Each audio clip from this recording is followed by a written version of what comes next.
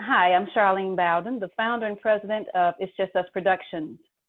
Thank you for joining me for our third segment of Virtual Conversations: Empathy, Unity, and a Call to Action. I wanted to continue my conversation about the church and how the circumstances of today have impacted it.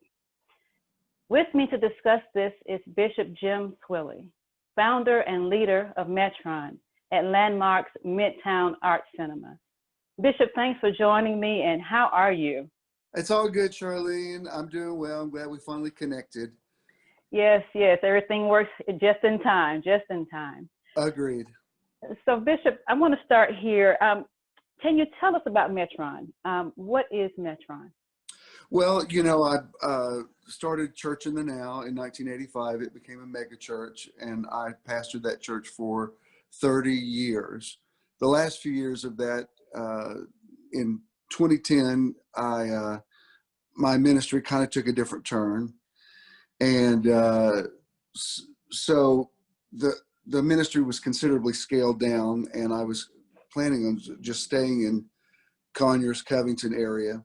And then at a certain point, I really felt like I had felt like my season was up there, and so I got to a point. I've been in the ministry 48 years, and at a certain point, you sort of remove the parts of ministry, or at least I did, that I didn't really enjoy anymore, and just wanted to keep the parts that I did enjoy. I mean, I administrated a staff for years, and trying to pay everybody's insurance and their spouse's insurance, and trying to pay mortgage and all that stuff. I didn't want to do the business side anymore. So for the last 6 years, we've been in a theater, and now since the year 2020, we haven't even been in the theater. And I've sort of gone totally mobile and do everything streaming online. And I'm not even sure when we're going to be back in the theater. But anyway, Metron it's more of a community than a church. It's largely comprised of people who I've been their pastor for decades. And so I still get to minister, but I'm not trying to, do a whole church with the choir and children's church. And I mean, I feel like I sort of paid my dues in that area. And when we had Church in the Now, I think we raised the bar on that so high, with music ministry, children's ministry, missions, all that stuff, that I don't think I could ever duplicate that. So I'm at a point now where I'm really more about just my message rather than trying to create the platform for the message. And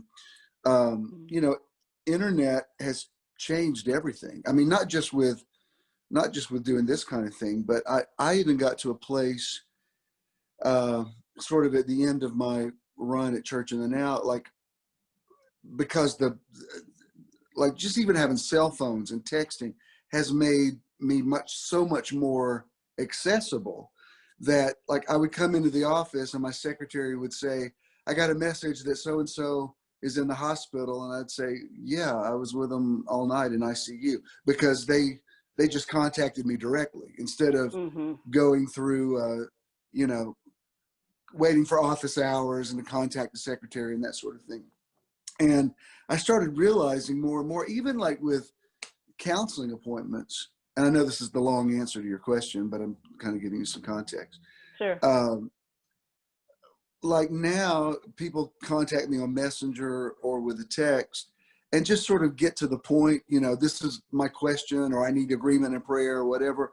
And that's so much more efficient as far as I'm concerned, because back when I would do the traditional counseling that I did for years, hours and hours and hours of it, sometimes people would come in and, I would think, we really could have just, it's fine if you wanted some FaceTime with me, but I could have just answered this question over a phone instead of you driving all the way to Conyers and us trying to fill up an hour of conversation. So it's just,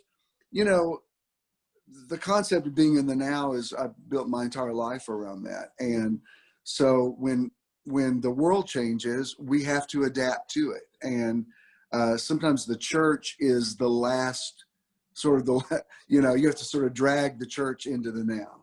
because the church is built on traditions. So anyway, bottom line is, I could have cut all that out if you want to, but the Metron is just, I'll put it this way. It's the parts of church that I still enjoy doing, minus the parts that I feel like I already did and I don't want to do them anymore. So that's what that is. And thank you for the extended answer. I appreciate that. Oh, there's no sarcasm in extended. You got to watch me, because you just give me a question and I can go. Anyway. Well, no, that's what I appreciate. That's why I wanted to have this dialogue with you, because I knew that you, in sharing or answering, you would touch on really the heart of what I want the two of us to kind of, hone in on today. So I just have a very large question, and you can have a large answer if you'd like to. All right. But there's a lot going on, Bishop, locally, regionally, nationally, and globally. What's on your mind, and what's your perspective about what's going on right now? Which part? When you say what's going on, there's a lot going on. Exactly. Specifically, let's talk about the church, because you did mention about some of the traditions. Let's just focus on the church. Well, that's such a big question. Let me just look at one part of it, because I think this may be where you're going with it. My ministry was always multicultural, and I took a lot of pride in that. And when I first started the church, I was kind of nearly naive to the fact. I just thought, oh, well, if everybody's a Christian, we should all be on the same page, and racism and prejudice and that sort of thing, those are non-issues now, right? And now I realize what a naive. I'll say this: the scripture says, to the pure in heart all things are pure. So I grew up in a very multicultural environment, and that's just the world I lived in. So the church I started was like that, and I just assumed, oh, this is the way church is supposed to be. I still think it is, but during this entire administration, and especially this last year, and with everything from Black Lives Matter to everything, it's really put some challenges on what people need out of church, because to one group of people, they've got their agendas, their things they want addressed, that to another group is completely irrelevant.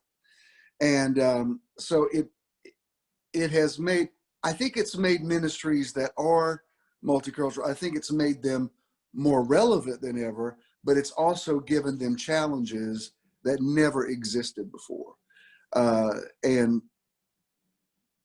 so I don't know how the church world's keeping up with it. I mean, the world is very divided right now. This country is very divided, and it reflects in the church. The church is very divided. And I don't know that I've got a quick answer for that, but I'll just leave it at that, unless you want to delve a little further into that part of it. Yeah, and that's a good point, because I'm thinking about those who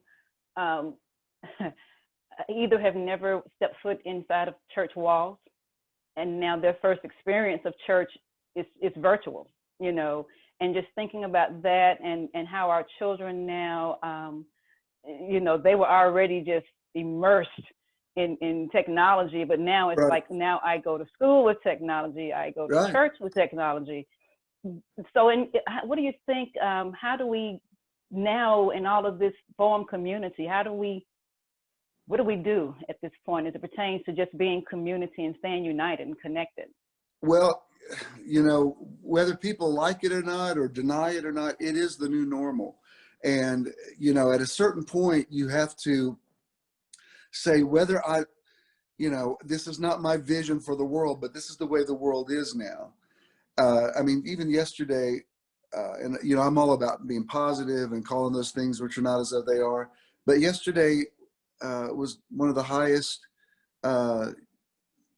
days of just cases of COVID-19. It's not going anywhere. So even if there's a vaccine next week or whatever, this is like I said, the new normal. So people have got to figure out a way to uh, adapt to this kind of communication. You know, like usually this time of year, we've already planned our Christmas gathering and people are already buying tickets for it. And this year I thought, well, we're not even planning one, you know, because I don't know, like my dad passed away, it was 6 months ago yesterday. And when he died, you know, funeral homes weren't even open. So what I had planned, I thought, well, what are we going to do? So, you know, this is back in May. So I thought, well, his birthday would have been in August. Let's plan a thing on what would have been his 87th birthday. Surely all this will be over with by then. I mean, that's what we thought at the time. Right. And I talked to the pastor of the church where my dad pastored, and I said, let's plan an event for that. That surely 4 months will give us enough time to everything will be back to normal. You know, who'd have thunk, you know, 4 months later, not only was it the same, it was that we had to meet outside. We did an outside thing.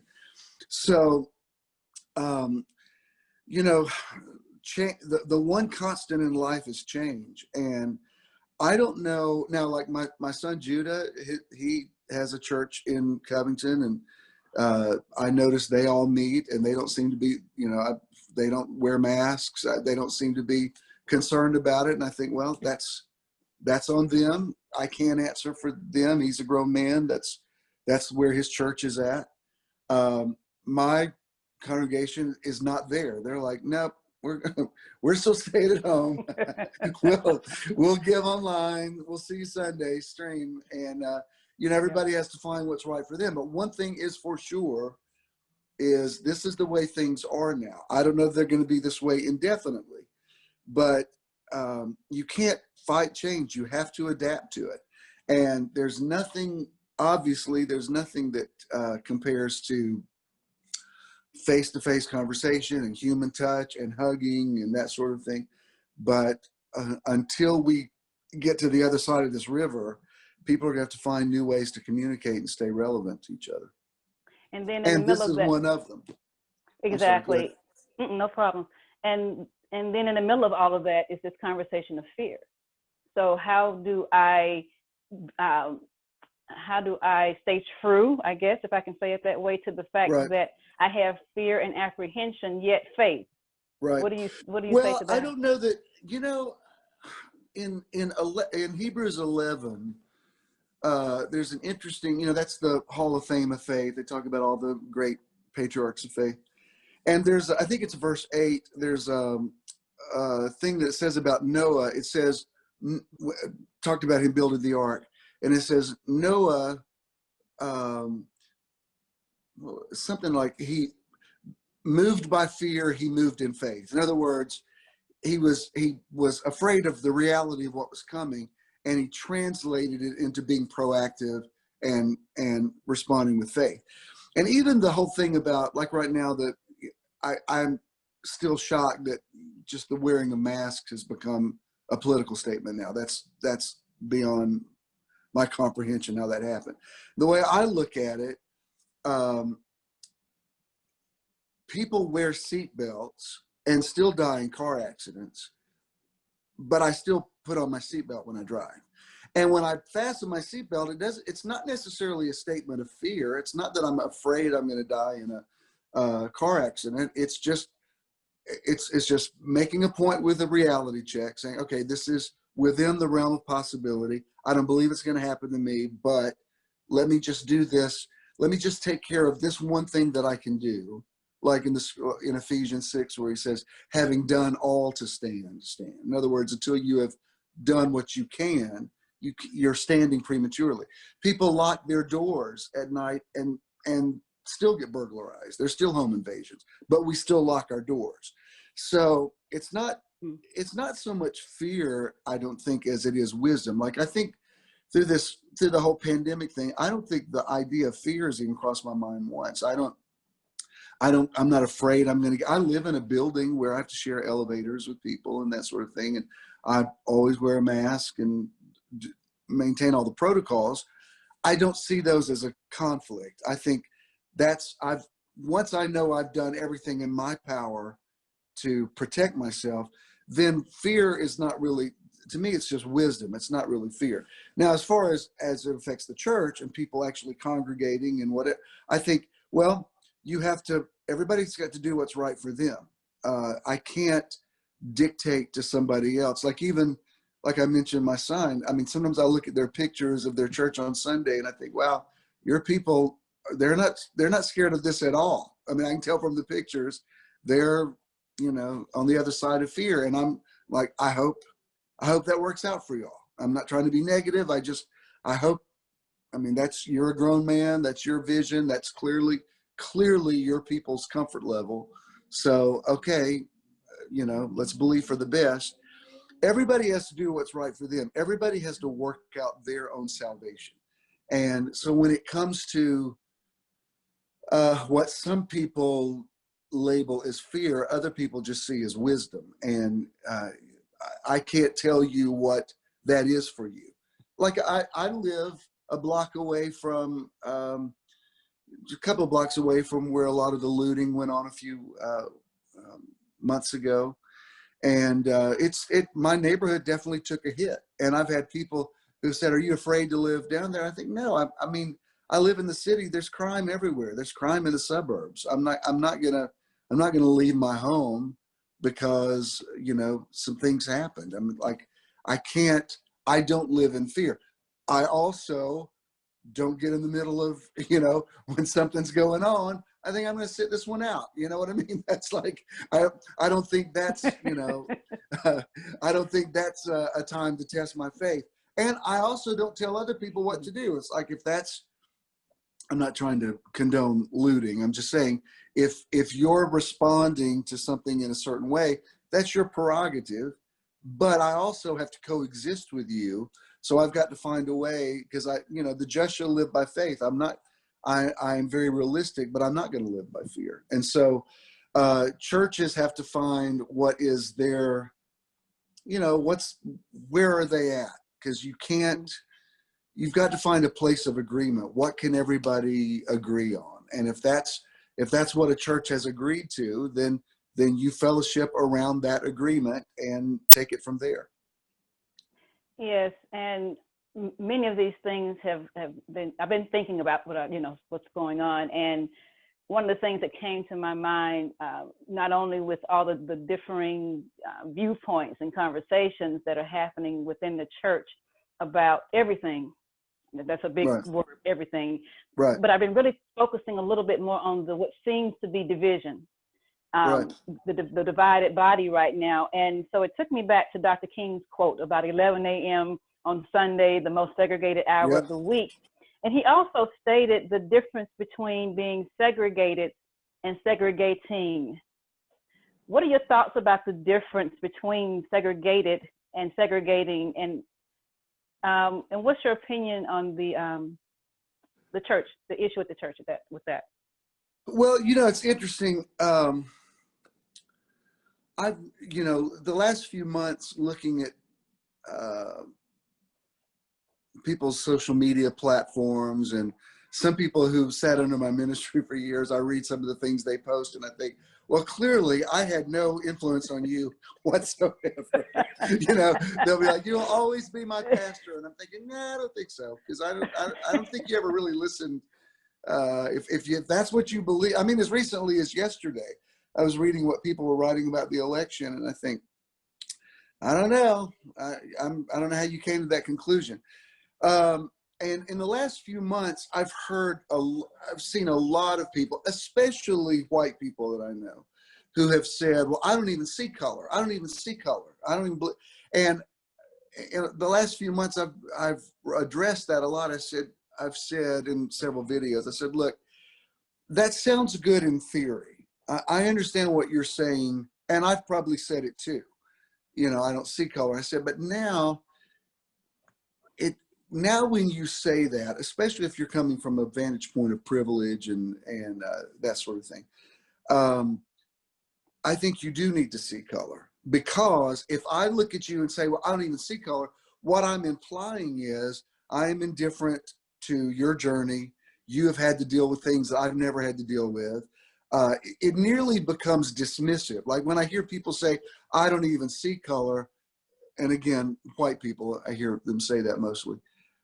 Really what they're saying is don't tell me about your problems. Like if you're a person of color and you've had a certain journey, it's like, I don't even want to know about it. I don't even see color.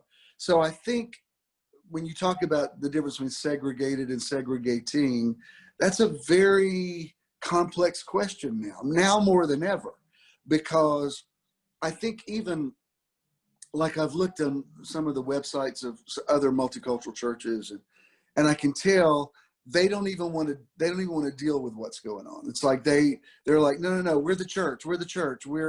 There's neither Jew nor Greek or bond or free. And my point to them would be, you're talking about two different things. When you talk about who is in Christ, yeah, Colossians 3:11 says all are in Christ is in all. I mean, that was Paul's, his main thrust of his ministry. All were lost in Adam, all were found in Christ. So yes, for salvation, that is true. There's neither Jew or Greek. Paul went so far as to even say there's not even male or female. In people's personal experiences in life, there have been and still are great differences. I saw something last week. Somebody said if the Supreme Court has never had to fight for your rights on anything, then you have privilege. And I thought, well, that probably is true, because if you're coming from a place where you can say, I don't even see color, I don't see gender, I don't see then maybe you're in a place where you have the luxury of saying that. Other people are having to really deal with very real consequences of who they are, the color of their skin, who they love, how they vote. All of those things are very real things. Now, you mentioned Dr. King, who, I idolize. He was one of the most successful people in history to take the gospel and translate it into social issues. Now, there are other people who see that as not the work of the gospel. There's a lot of ministries that just think, no, my only responsibility is to, get people saved and filled with the Spirit and make sure they live right.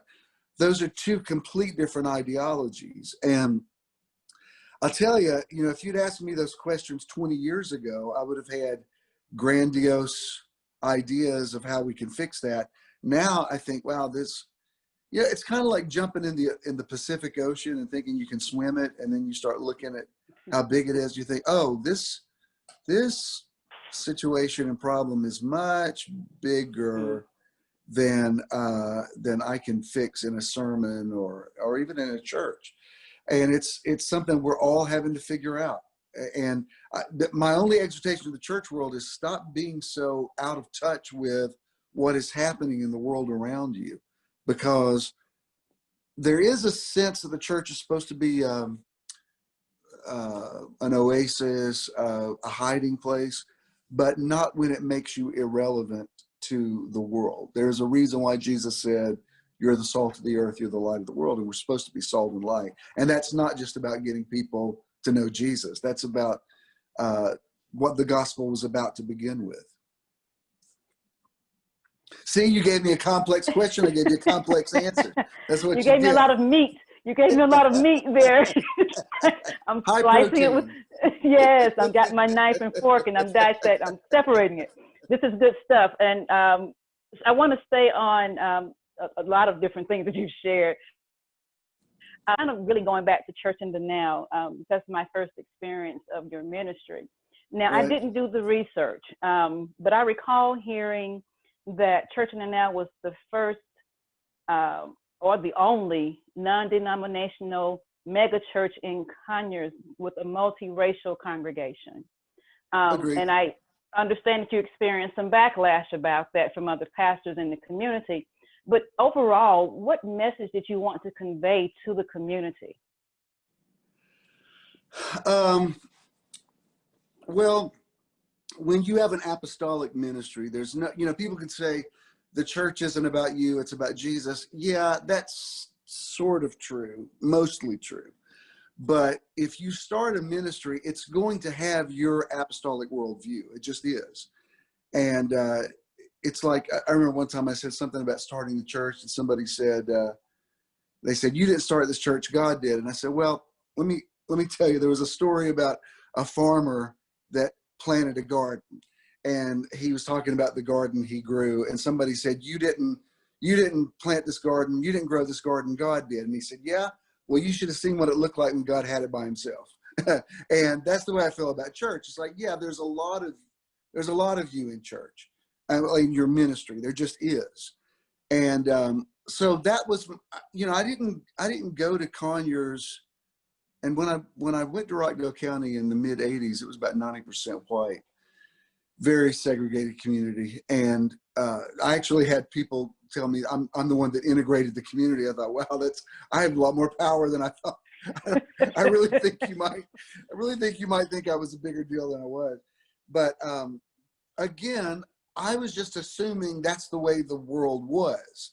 I mean, that's how I grew up. So I just started a church that way. And I do remember there was one day, it was when we were in the big building program, and I was in over my head, and, we're dealing with, mega $1 million, building program. And one day I remember I was walking on the property, and I had this epiphany. I thought, wait a minute, you can't have a multicultural church. What am I thinking? You're either going to be Charles Stanley and have an all-white megachurch, or you're going to be Creflo Dollar and have an all-black megachurch. You can't have them both. They're two complete different ideologies. And I'm not just talking about whether people clap on the 1 and the 3 or the 2 or the 4. I mean, we've all made jokes about that. But I'm talking about, like, for instance, I talked to white evangelicals about why they support our current president. And their one track is abortion. That's the only view they have is, we want to get judges on the court that will overturn Roe versus Wade. I talked to black church leaders, and that's not on their radar screen. It's not that they're pro-abortion. It's just that their focus is entirely different. It's about social justice and police issues and that sort of thing. So when you talk about ministering to a congregation that needs to hear your leadership, I'd be curious to know how megachurch or multicultural churches are even dealing with it now, because the ideologies are so much more polarized than they were when I pastored. Now, Metron is still multicultural. That's just the world I live in. It's not like I remember I used to have, when I pastored church, and then I would have white pastors who would ask me, how do you get so many black people come to your church? I mean, I don't even know how you do it. And I would say, do you know any black people? And they would say, no. And I think, well, there's your first problem right there. I mean, you live in an all white world. And I don't know how to tell you to change that, because my world never was that. I went to a predominantly black high school, and that's just, I grew up going to black churches. My dad's church, even when we moved to Atlanta in 1970, our church was integrated then, which was just nearly unheard of. And I even found this out about my dad's dad, that I wasn't that close to him and didn't really have a relationship with him. But my dad told me one time, I was really surprised to hear this. This would have been like in the 40s. Early 50s, when he pastored little churches around rural Georgia, that black people came to his church. Now, they sat in a separate area because Jim Crow laws were very real then. And he said, my dad would invite them, please come sit with the rest of us. And he said people would be like, no, I'm not doing that, because they lived in, lynching was real. They didn't know if their lives could be in danger. But I was so surprised, not that I thought my grandfather was a racist. I just was surprised that for his day, that was pretty innovative in a time when,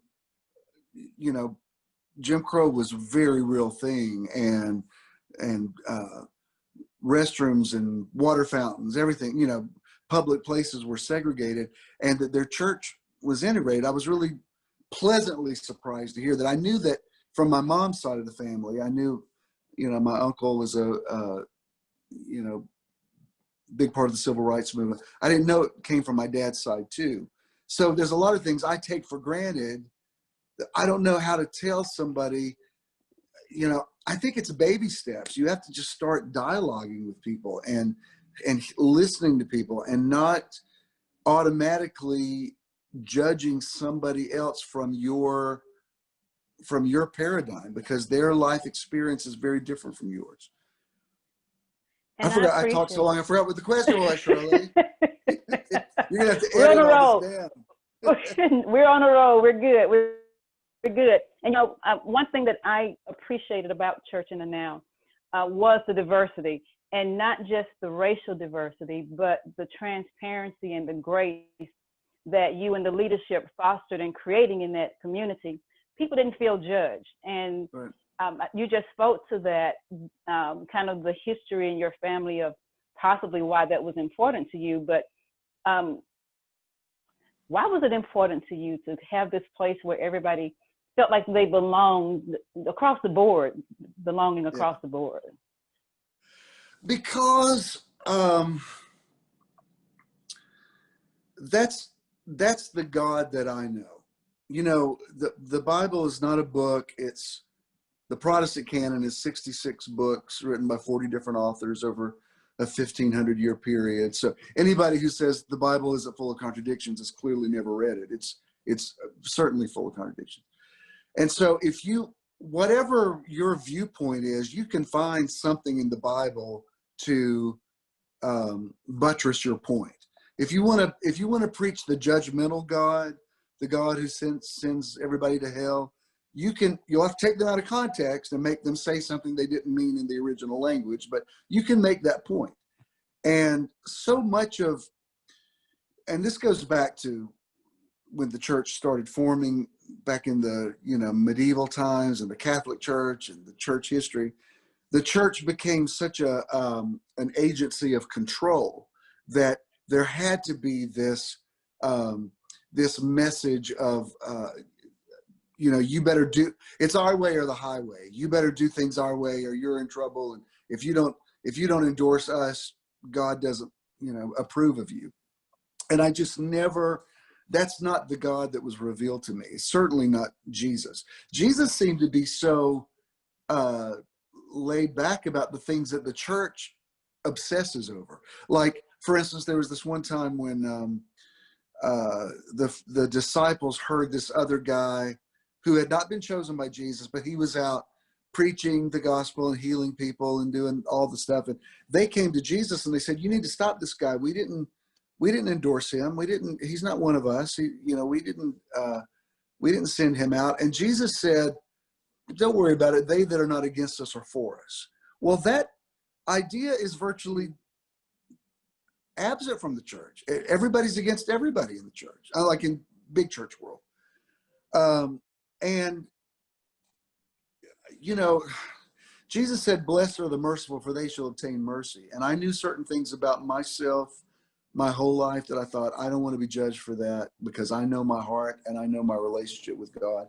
So how in the world could I make other people feel less than? There's a phrase that Paul used that always has a very strong energy on it to me, and it's the ministry of reconciliation. Ministry is always supposed to reconcile you to God. And I did a video last week where I said, you know, the word Pharisee means separatist. And what we have now in the modern church world is much more Phariseeism than the kingdom message, because Jesus said the kingdom of God is like a dragnet. It's like the fishermen that go out into the ocean and they bring in everything that they catch. And I appreciate you saying that, because Church in the Now was a beautiful time in my life, and I'm very proud of it. Somebody asked me recently, they said, "Do you even miss it?" I said, "No, I don't miss it. I'm proud of it. My feeling is, don't cry that it's over, smile that it happened." And I think we did something there that was extraordinary, and I think it did. I don't have grandiose ideas that it changed the entire world, but it changed a lot of mindsets of people, because I hear from people all the time that tell me that. So I look back at it like I look at high school, like I look at college, like I look at my childhood. Like I don't know that I would want to go back there, because I love where I am now, but I love what it was. And I have taken that same spirit is in Metron.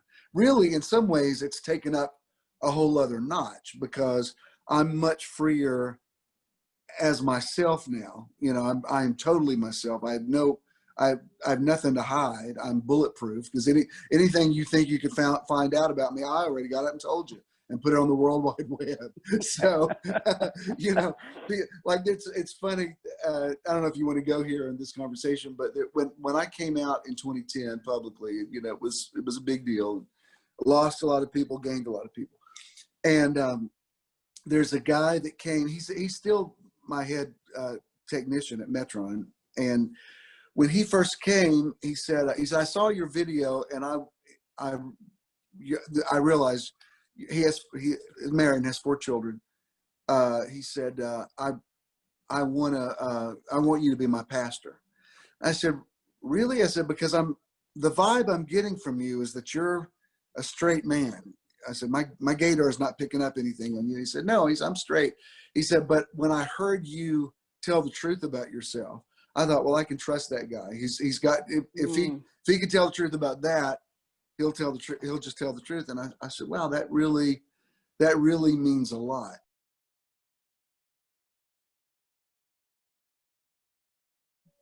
So yeah, in closing, Bishop, I want you to speak from your heart. Give us a message from your heart. I see peace, whatever's on your mind.